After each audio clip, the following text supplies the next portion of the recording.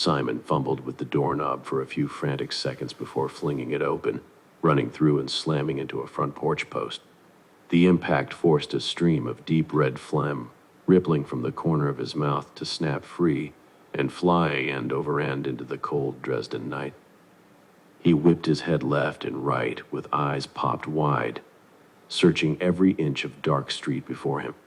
He cringed, hearing a door slam followed by a rapid-fire footsteps clapping down the staircase he scrambled down seconds earlier. Simon pushed from the post he was clutching, springing off the icy porch to the slick sidewalk, 3 steps down. Shit, I'll never make it. That little shit is fast, he thought, assessing his current situation, while running with frequent looks over his shoulder to gauge the closing gap between him and the 3 shadows chasing him. This is way too close. Coco better be there. Unlock the door, he texted while scrambling down the icy street. He looked down to see a thumbs up come in response as he ran a tangent through the next intersection onto Schweizer, looking back to see the 3 only a block back and coming fast. Simon slipped, falling to the street and slamming into the curb, springing up to his feet and racing right onto Liebigstrasse. He stumbled a half block down and drew up High's left leg, barely clearing a hip-high wrought iron fence, landing in stride on the sidewalk and skipping up the short set of concrete steps of the large red brick 2-story.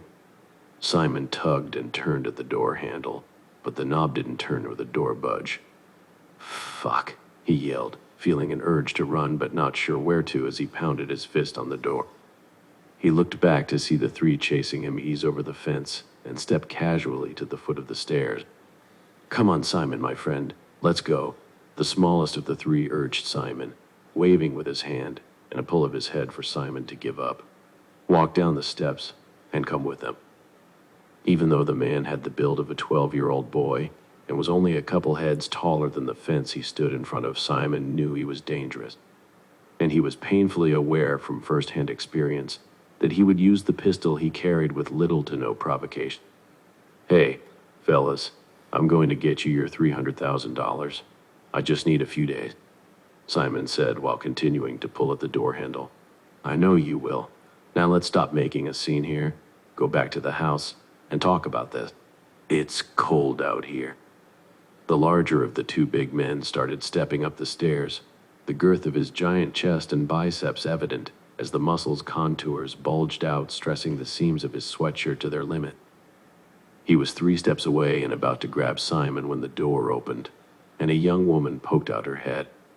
Hey, Simon, what are you doing here? I thought we were going out tomorrow. The woman looked over to see the big man and down the stairs at the other 2. Who are they, Simon? Here, let me in. Now Simon yelled while forcing his way through the door, but as he and the woman tried to shut it, the large man grabbed the handle, holding it open. Simon ran into the kitchen. As he was running for the hallway at the opposite end, he was tackled to the ground by the large man who picked Simon up and slammed him into a chair. Simon gained his composure in time to see the woman walk into the kitchen with the other large man holding her shoulder and the diminutive leader coming in last as the door shut closed behind him. So who is this Simon? He asked while taking a seat across the table. Coco. She's a friend. The small man laughed, exposing several yellowing crooked teeth. A friend. I see. You know the policy about friends. You don't choose your friends. You want a friend, you come see me, and we will supply you with a friend. The man stood and stepped around the chair, grasping either side of its back as he leaned in toward Simon. But that's a bit irrelevant at this point, since you won't be around much longer, unless you come up with my $300,000. I have an option, Coco interjected. What if I get you your $300,000 and invest into your business with a guaranteed 500% return on investment? The short man turned his glare to Coco. Where are you going to come up with that much muse, little lady? And how would you have even the beginnings of understanding the type of business we're in? Now. Never, ever interrupt me again. He spat while pointing a long, bony finger in Coco's face. I would hate to see you get your beautiful home soiled with your own blood splatter. The man licked his tongue over his sickening set of top teeth while pulling up his shirt tail and touching his hand to a pistol on his waist as he turned his Attention back to Simon. Now, Simon, you got one. Okay, party time's over, Coco interrupted as she stepped to the counter and was opening a kitchen drawer when the man guarding her yanked her back. The little man drew his pistol and pointed it at Coco's forehead. What is it with you, bitch? You got mush for brains. No need for name calling, she shot back. I wanted to show you something, but since you are too scared that a little weak bitch like me might overpower you and your goons and show you something that will fix your situation, then by all means carry on. What's in the drawer? The tiny man inquired with a raised brow. The answer to all your problems here today. Go on, check for yourself. Coco stepped aside as the large man stepped over and opened the drawer to find stacks of wrapped $100 bill. Go ahead and count it out. That's the $300,000 you're owed with interest, and if you check the cupboard below, there is an additional $3 million in seed money that you may use along with my counsel once you agree to merge your operation with our family. We are going to merge with you. The man chuckled. You are serious? He questioned while pointing at himself. You want us to join you? Pointing at her. Not exactly. You'll work for me, but you're going to need to shape up your business plan, and we're going to need to do a bit of restructuring, she said, turning her stare to the two other men. The leader smirked at Coco. Restructuring? You're saying I have a bad business model. I'd say shoddy is the more accurate term. You see, Simon, here's a mole. We've been casing your process for a while now to see if it's qualified to join our family. Your score was far from stellar, but we see potential. Your family, the little man sneered at Coco. I've let you go on with this bullshit for this long because you're cute, but you better get to your point fast, or we're taking you both out and burying your bodies under that slab of highway they're about to pour east of the city. Coco stood and walked to open a kitchen drawer next to where the other man was still counting the stacks. She pulled out a laptop, opened it, and walked to the table sharing the screen with the little man. I'm going to show you a deal that I guarantee will make you a billionaire, but you have to make a decision now whether you are all in. What? You're in no position to negotiate. You're at our mercy. Well, I have some news for you on that front. The tables turned a bit once you walked in the kitchen here, Coco said, glancing to the ceiling. You see, the next floor up are several snipers with guns fixed through holes in the ceiling at each of your temples. And the guns you have on you are loaded with duds thanks to Simon and your lack of keeping an eye on your firearms during your little drinking games. Don't worry, though. We will work on your firearm fundamentals as part of your re-education upon entering our family. In the meantime, let's remove all question. Go ahead. Point that gun at me and pull the trigger, Coco said, grinning at the little man. He stood, with his gun at the ready but hesitant to pull the trigger. Here, let me help. Lex stood and lunged at the little man. The third man drew his gun and aimed hard on Coco as the little man stood, a bit of a shake becoming evident from the tip of his barrel. Okay then, you shoot me, she said, staring down the big fella now while pounding her chest. Come on, let's move this along, Coco urged, turning back to the little man and smacking his jaw as he reeled back from the impact while pulling the trigger, but no bang. The man at the door lunged in and grabbed Coco's arm as his shoulder exploded into a bloody, shredded lump caused by the force of 3 rounds from above, sending him into a crumpled, screaming mess, crying in the corner. Okay, that's my bad, she admitted. Forgot to share one major no-no. Anyone touching Coco gets shot. The other man had since stopped counting cash and was now kneeling next to his sobbing companion as the little man stepped toward the door, turning the knob only to find he was locked in. What? What do you want from us? As I said before, we want to help you be successful. Okay, the man said in a low whisper, unable to make eye contact with Coco. How do we do that? That's easy.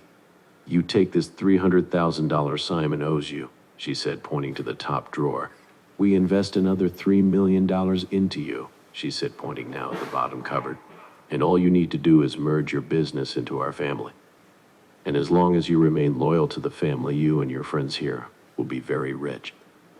And if I don't, the little man said with a slightly louder voice as he raised his head to look at Coco. Coco stepped to the counter where she grasped a coffee carafe, filling her cup. Where are my manners? Would you boys like a cup? The large man continued caring for his injured buddy, pressing a blood-soaked sweatshirt against his shoulder as the little man moved his gaze back to the wall. No, keep the money. Just let us go, and we will never bother you again. Coco sat down at the table, cradling the cup with 3 fingers as she sipped and spoke. So, how did you find Simon here as an employee? She asked, glancing over to Simon, who was standing in the far corner. All business when needed, but easygoing and quite approachable, Coco leaned into the little man. He's the kind of guy who really disarms you. Someone you could spill your guts to about all your dirty little secrets about friends and family. Someone you know would hold on to those secrets. A really loyal employee, I'm guessing. Coco threw hard stares to the other two while talking to the little man, finally moving her full attention to the uninjured big guy. Hey there, Milo. How are Louise, Eddie, and little Ben? I hear they're really enjoying the new house in Munich. Milo stood and stepped toward Coco, only to stop short as another man stepped through the door at the opposite side of the kitchen with a black rifle pointed straight for his head. See, this is the dilemma about getting into this business when you have loved ones. But I get it. Why are we even here doing this type of work if we don't have those we love to share the hard-earned fruits with? Shame we need to use them as leverage, but them's the breaks. Right, Martin? Coco turned back to the little man. How about it, Martin? We go into business together today, and I can guarantee you Susie and your 4 grown kids and their families will all be retired and living the good life in Switzerland. Look, I am nobody in this operation. I can go to the boss and see what we can do. Well, bless your heart thinking you can pull the wool over my eyes that easily. We know your operation inside and out, and we know you are the top and Milo and Archie are your deputies. We know your allies, and we know your enemies. Hell, we know enemies you don't even know you have. Let's both stop the BS and get down to business. It would be much easier to do this with you now, Martin, but I do need your heart in it if this is going to work, so if you would rather walk, that's your choice, she said as he heard the door deadbolt unlock. You're letting us go, Martin said, looking at Coco. Of course, Martin, we're drug lords, not savages. But to be clear, this is your opportunity to join us. If you walk out that door, we become your competitors. And as you can see, this is a very competitive market and we are quite cutthroat. Martin turned and looked at his men, up to the gun barrels fixed on him from above and back to Coco. All right, what do I need to do? Oh, Joy Coco sang while tending her finger. This is the easy part. Continue what you've been doing, and Simon will stop by to help you adjust to the new processes. Now, let's get Archie some first aid.